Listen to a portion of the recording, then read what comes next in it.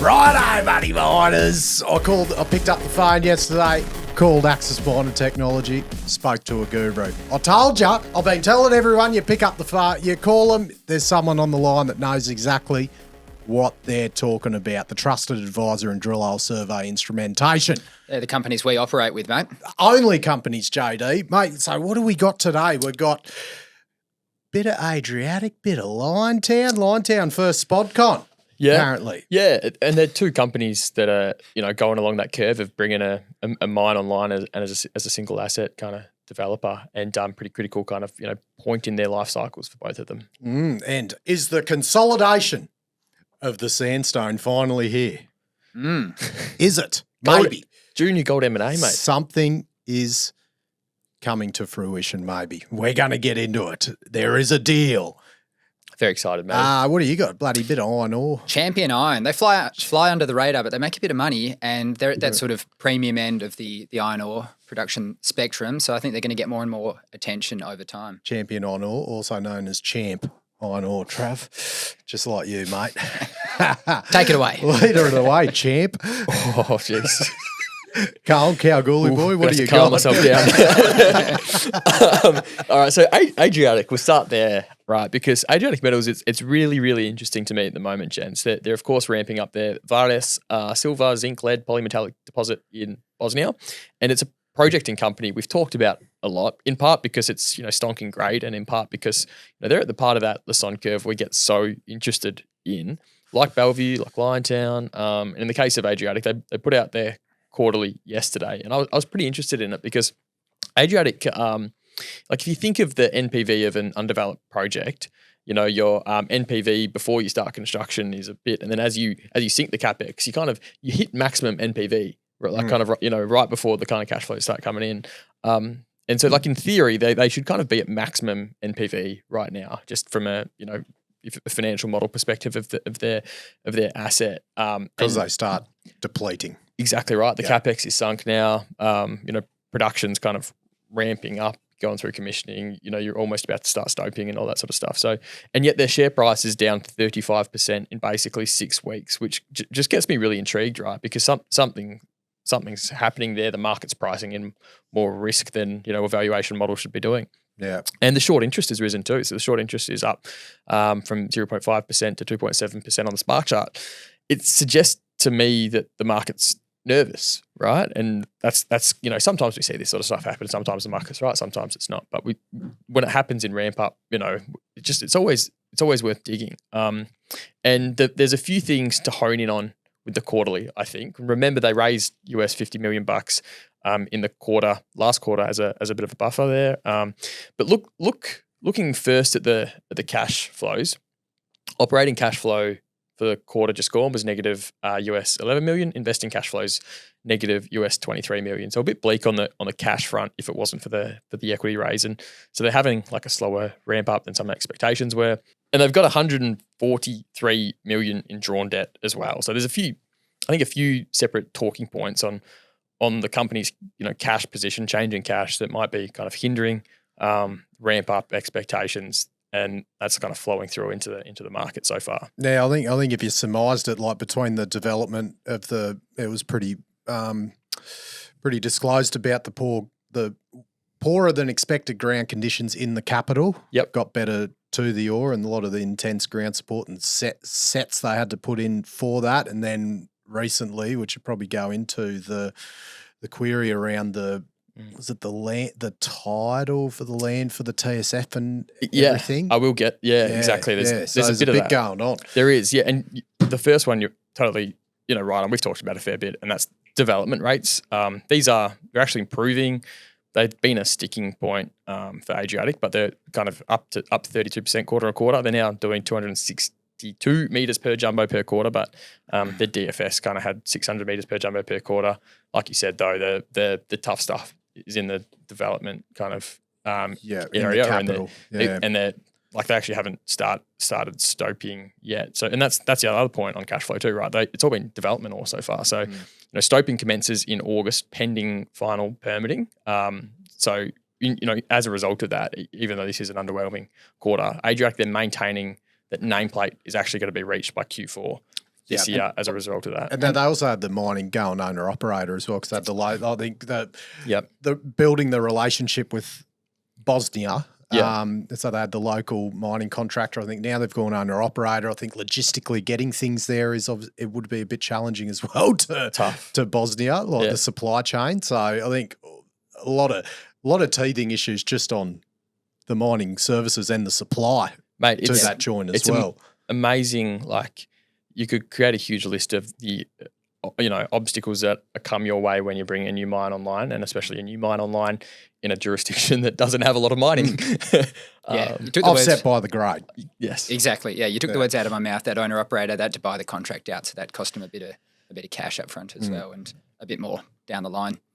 A third point, it's one that's kind of hard to get a proper read on, or at least I didn't do enough work in the short time we had this morning before recording the episode, Matty. But it's just on recoveries, so they don't actually tabulate the achieved recoveries or payabilities with they produce two concentrates. It's a zinc con and then a silver lead con, but they don't.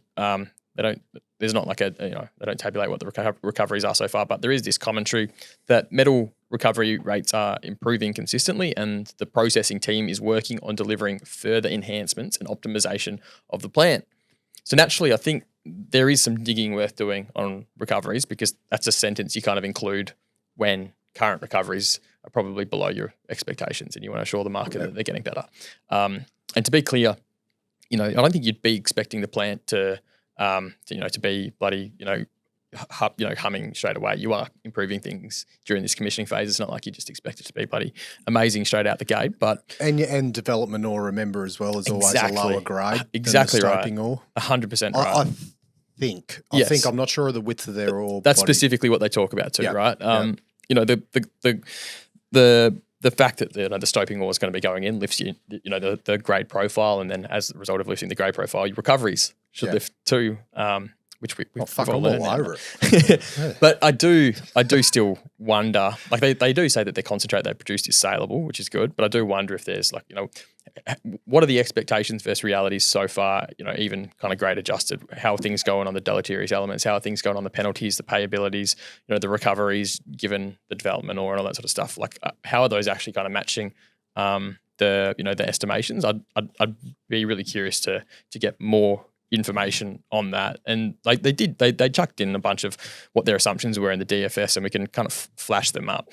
But I'd be curious to just learn over time how those assumptions are kind of tracking with the actual data that they're seeing come out of the plant and everything. And pure development ore as well. I assume hopefully they got a good magnet, because you're throwing every bit of ore's got bolts of mesh in it as well, because it's all the development ore. Yeah. So more concentrated amounts of steel that you got to get out, and getting the plant flowing would be a lot more difficult with that. Yeah. From my metallurgy days. So they're all pretty serious but standard risks to the cash flow in this crucial period. But there's also a bunch of other risks. Matty, you sort of raised one in your digging. What else did you come up with? Yeah, that's like these are. You look at that share price down 35%. I think there's like two things to talk about there. One is there's been some media about the Constitutional Court of Bosnia ruling on 11th of July, which looks to complicate some of Adriatic's plans at a minimum. This ruling impacts their planned extended tailing storage facility, basically suggests that removal of state forest is unconstitutional. Adriatic are currently using a temporary TSF, which has capacity until first quarter 2025. That's not very far away, right? Especially if they're only kind of hit nameplate in Q4. So it's sort of, so that not far away. They're working on alternatives, which could be on freehold property owned by Adriatic instead. So hopefully they can resolve this and have permitting to use an alternative kind of promptly. But there's risk of sort of interrupted production if you can't resolve that in the time that you need to. I found this photo of the proposed dry stack TSF from the DFS, which I think is the one that they now need an alternative for. So let's just hope that can be resolved, and that the worst case scenario is is not as bad as might be priced in. But another example of something you're probably not expecting when you're ramping up a new mine is for the Constitutional Court to say that part of your plans are unconstitutional. So you're saying that the dry stacked So that wasn't there, but now that might have to be there. No, that was in the DFS. I think that's what the plans of what it was supposed to be. Was What it's supposed to be. Yeah. Keep in mind, it's like it's a bloody mountain and everything. So, and then there's the other risk I think too is of just reading the quarterly. There's a sentence in the quarterly too regarding potential expansion of the mill. It says Acino has commenced studies to increase plant throughput up to 1.3 million tonnes per annum. Asenco, sorry, with a detailed report expected in Q3. This would align with increased mine production following the extension of the ore reserve at Rupert Northwest. So in the back of my mind, you know what I'm thinking? Yeah. Jeez, it's like I saw that the other week. Yeah, exactly. And maybe this is part of it too, right? Like we're just, I mean, back of my mind, is the conversation we had with Nathan Soitis where kind of, sometimes mill expansion or optimization kind of has to make up for, what might be not meeting expectations in some other part of the mine plan. And I think it's probably too early to tell that just yet, given how early days things are. And the other thing in the back of my mind is like, they might be selling off because look at their ramp up here, Bellevue. They just blank lied to the market about not raising and then come out with a mill expansion story to raise off. And potentially the market could be pricing in a similar thing here though.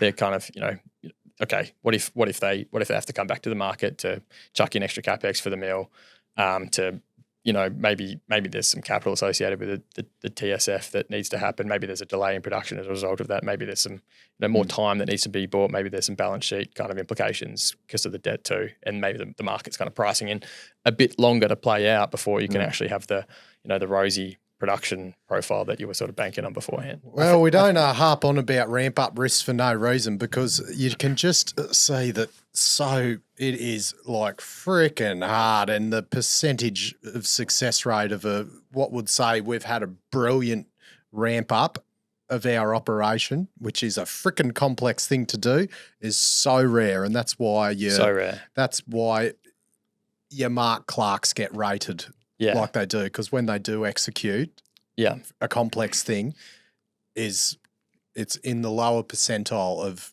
success rates. So it's also why I don't harp on about it for no reason. Totally. And I think it's also why it can be a bit better for everyone sometimes when the ramp up actually happens. Like it's a ramp up of a mine that's in the portfolio of a bigger company that has other operations, because then when cash flow gets dire, it doesn't have a hit on the capital structure of the company. You don't have to dilute and all that sort of stuff. Yeah. But there's upside if you bloody nail it perfectly, like Capricorn or whatever too. Yeah, there's plenty of risks to look out for, and we're going to be watching them closely. I think one or two other comments to kind of add to that is, you got to look at this in the context of base metal prices, and the map down in 35% maps very closely to when base metal prices topped out in late May as well.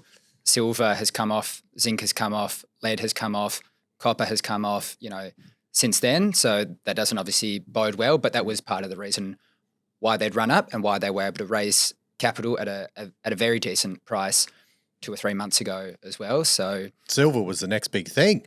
It was. She was flying, mate. For a brief moment there. And yeah. So has silver pulled off more than gold? Silver pulled back, sorry. Silver was over $32 an ounce in May, and now it's sort of 28. Okay. So that's a 15% pullback. Yeah. Which is, a lot more than gold's still sitting at around that 24. Yeah, gold's steady. And one other thing just worth mentioning that I did notice 2 weeks ago, L1 increased their stakes. They went from 7% to 9% shareholders.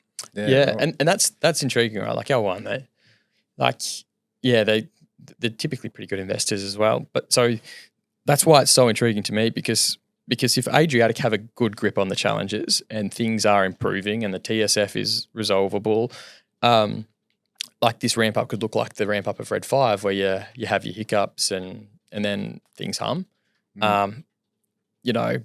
But if any of the risks we talk about aren't resolvable or take longer or get bigger, then the sell-off is justified and things could get worse before they get better too. So it's such a, the risk profile, like I was saying to JD, it's like for my risk profile, it's too risky for me.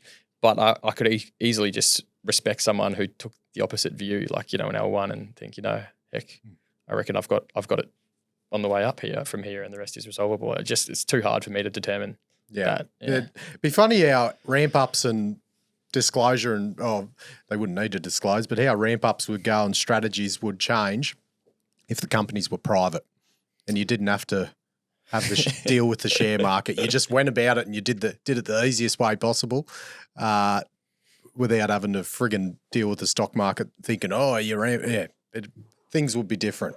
Yeah.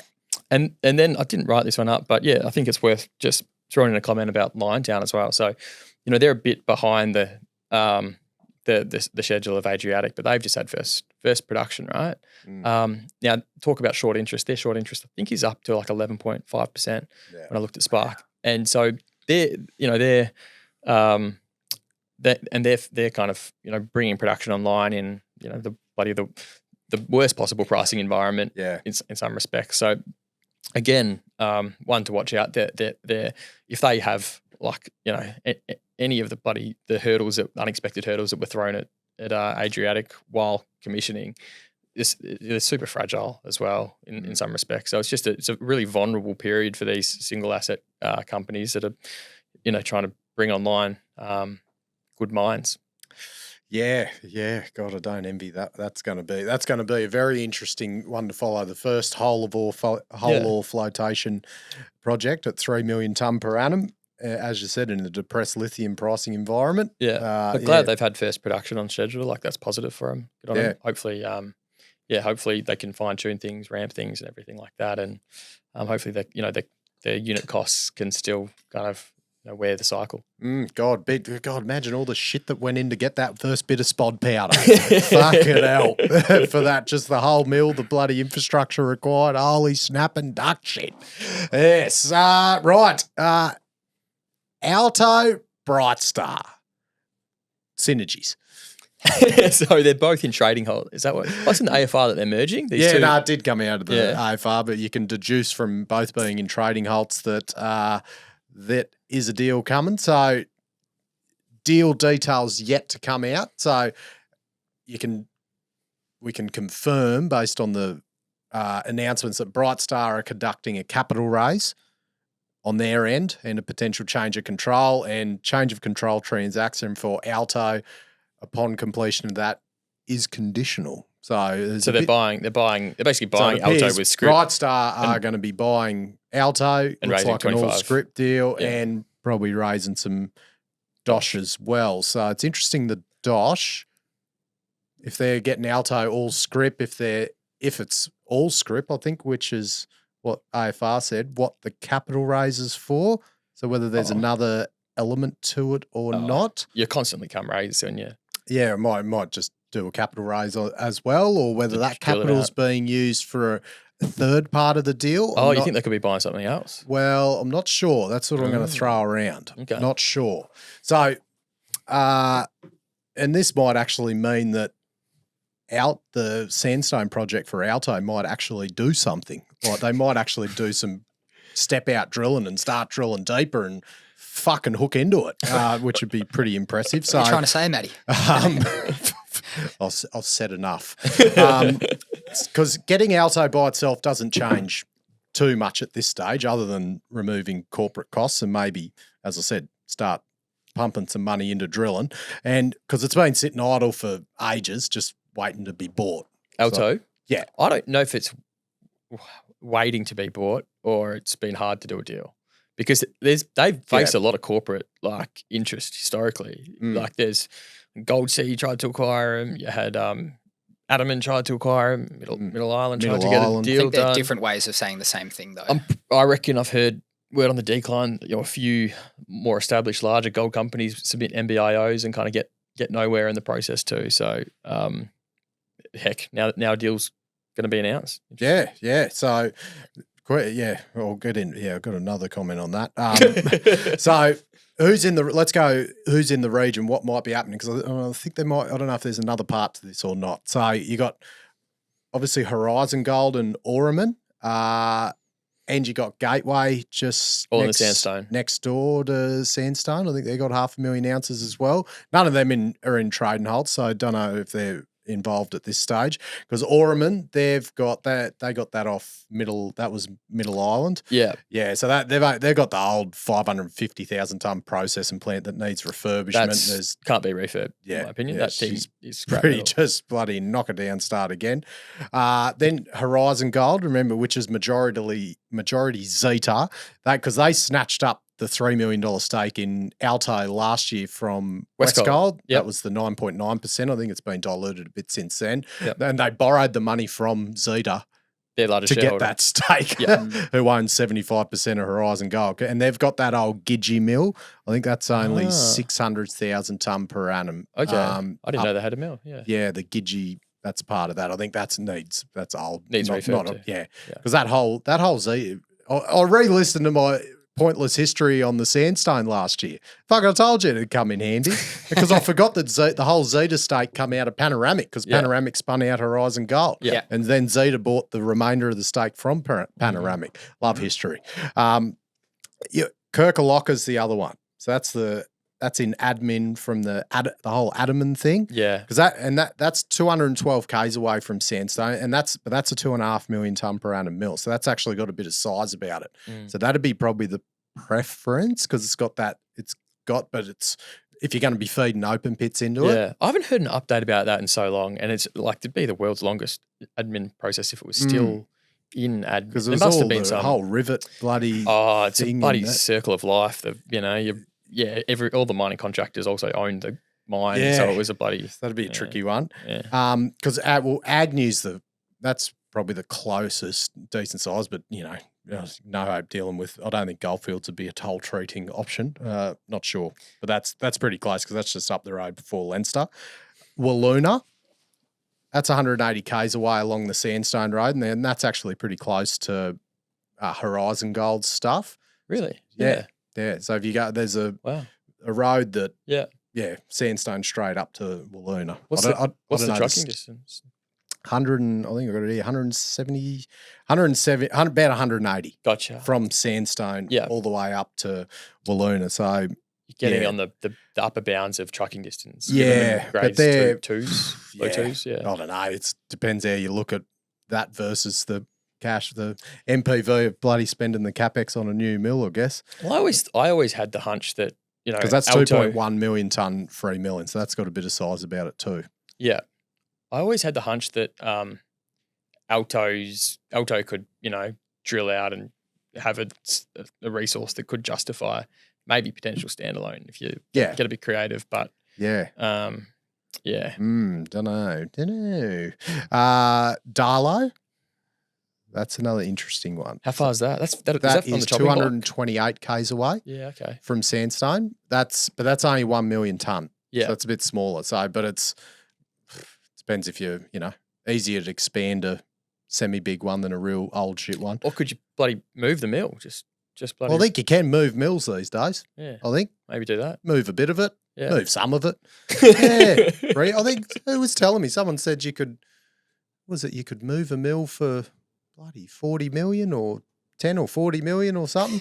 10 or 40. 10 or 40. Something in that realm. I imagine it convinced. depends on a lot of factors. Yeah, the size, but it's something around between 10 and 40. So, so that because that's obviously sitting idle in Red 5 now, but that's.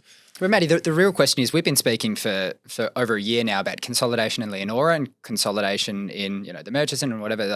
But this is kind of a crossover of both in a way. It's a bit Sandstone was its own kind of hub briefly I don't think it's ever been a knockout hub, mind you. Troy Resources kind of had the consolidated Sandstone for a while back. How'd they go? Yeah, not very well, mate. Not very well. There's a lot of moment, but there's because you got there's all the connections.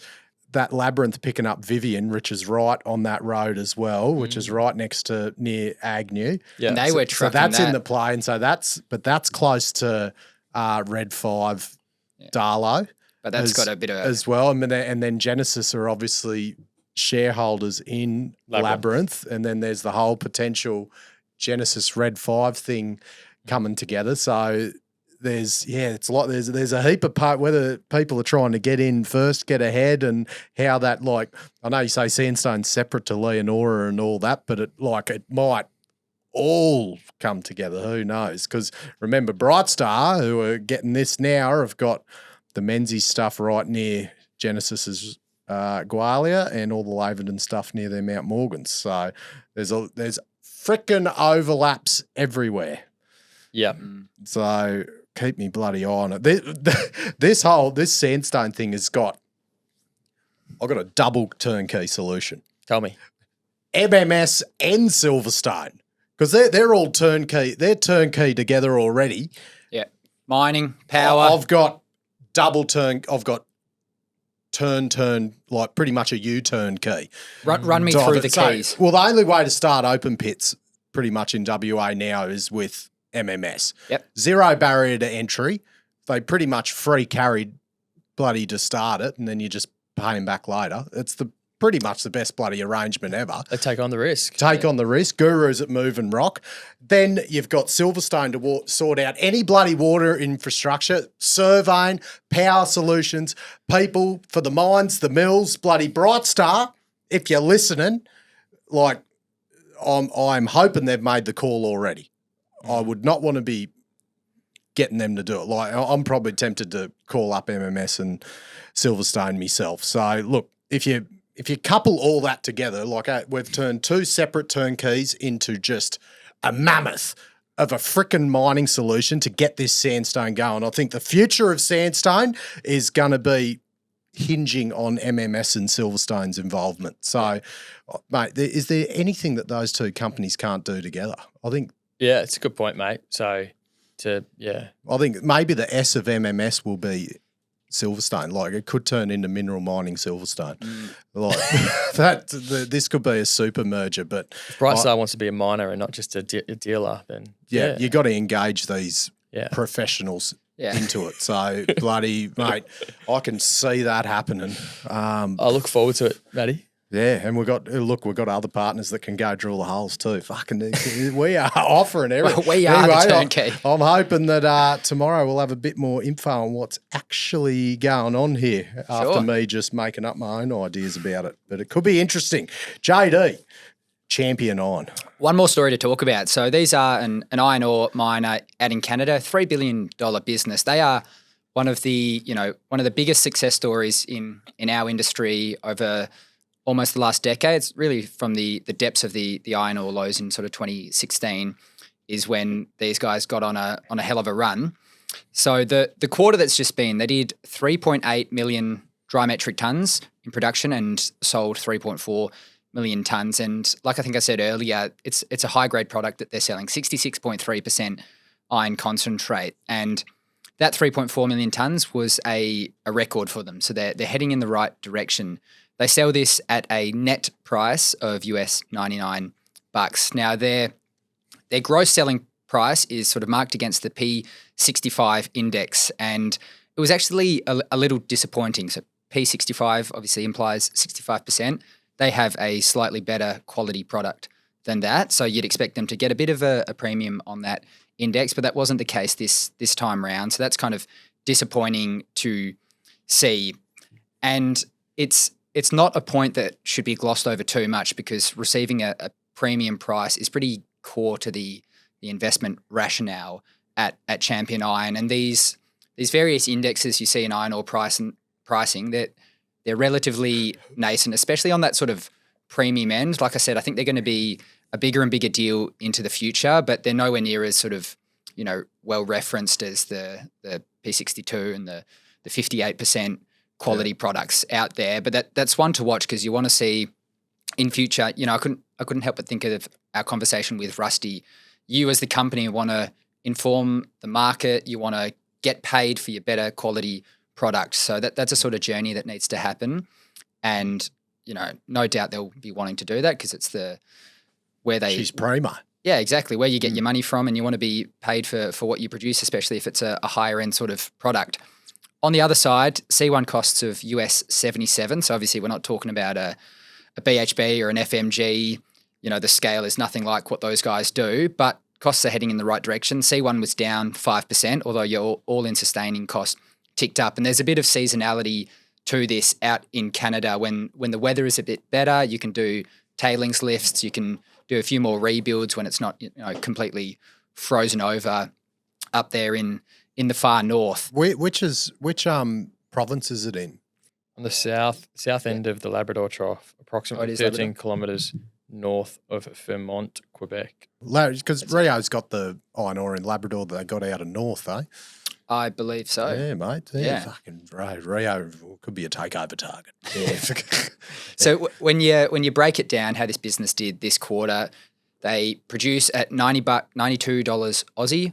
They sell it at Aussie 136. So that's a $44 margin. You sell 3.4 million tonnes of that, and you generate 150 million. Yeah. So not so bad for boutique operation. Yeah, not. I mean, you compare it to all the other companies we talk about, and that's a pretty standout kind of quarter of production, 150 million there. So strong production for the quarter, but like I said, sales were a bit below the actual production. So you can think of a bit of bottleneck there. You want your sales to be right up at what you're producing. So they've got 3-ish million tonnes in stockpiles there, and they're kind of addressing this. They need to buy more rail carts. They need to get it going. And unlike the iron ore operators up in the Pilbara, they don't own the whole railway up there. So they need smooth integration with the railway operators there. They need to get more carts so they can, wind down those stockpiles a little bit and get the sales really matching the production. How's the cash, JD? So they've got a bit under $300 million right now with a $500 million credit facility there. They've sunk $154 million into their DRPF project. Now, this is going to upgrade half of Bloom Lake's capacity to DR quality pellet feed. Now, that grades 69%. And essentially the quality, it's a high quality product there, which means you don't require blast furnaces in the steelmaking product, and again, sort of bodes in with that, being able to get a better price for it. It's all going on budget, on schedule to come online in the second half of next calendar year, $470 million. So they've spent about a third of it. So when you kind of think about the cash that they've got, it's handy that they've got that credit facility there to sort of see them through without any hitches. Now, you guys might have also seen there was some pretty bad fires up there in Canada this month, actually, and Champion, along with a few other operators, had to flick off the operations. So these guys had downtime for about 3 days, but they're back online now. There was one other aspect that I found particularly interesting, and we kind of touched on it in our coal conversation with Maddie Water not too long ago. But Canada recently put high purity iron ore onto their critical minerals list. Now, these critical minerals lists can, kind of take them with a pinch of salt. I'm not sure how serious to take them. There is this one aspect that's really solid. If you can unlock government funding because you're on that list, then that's a huge benefit. So that might come in down the track when Champion can get it for their development project out in Labrador, if they can get cheaper financing for it because it's on the critical minerals list, then, good for them. But it kind of makes you think about the conversation we had and understanding that high-quality iron ore is just one ingredient in the steelmaking process. Canada has met coal, and they have decent met coal projects. Is it too political for us to sort of say in future, are they going to put some of these high-quality projects of met coal on that critical minerals list as well? I don't know. I certainly can't see it happening with the current progressive regime you see up there in Canada.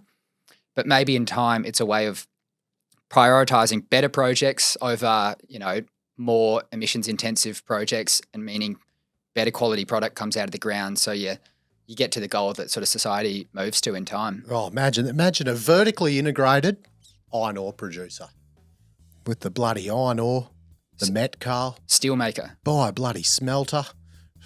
Vertically integrated. We should start that. That stuff. Let's get a shell. Used to exist. Yeah. But a huge part of what the likes of BHP have done over their journey is remove all the downstream from their business, because you have a specialisation as an upstream. Think about is that when they had BlueScope. the Newcastle steel making? Is that when BHP had it? So, BlueScope was spun out of BHP. They were the steel making unit in Australia. And what you sort of learn over time is that you get really good at one thing, you can do that really well, and you can move away from it. It's a different set of risks. It's not as simple as you capture the margin by kind of having it all. Yeah. till we do it. We'll do it better, mate. Yeah, give me some seed. Good stuff, boys. Fuck, we've got got one in bloody, 20 minutes. Mate, good We're time. all going. We're bloody getting more efficient. That was 40. No, like 20 minutes to time, we've got spare. another one. Yeah. Right, we've got Barn Me's to get, fellas. Yeah, right. Let's go. Bloody, I'm going to shout all these companies are barring me. Axis Mining Technology, I'll drop that off. Mineral Mining Services and Silverstone, powering the sandstone. You've also got VRIFY, GetWet Solutions, DSI Underground, CRE Insurance, WA Waterbores, K-Drill, and use Spark while you're at it. Imagine if we change Silverstone to sandstone. That might happen after That's fun for this. the future, mate. Hootaroo. The information contained in this episode of Money of Mine is of general nature only and does not take into account the objectives, financial situation, or needs of any particular person. Before making any investment decision, you should consult with your financial advisor and consider how appropriate the advice is to your objectives, financial situation, and needs.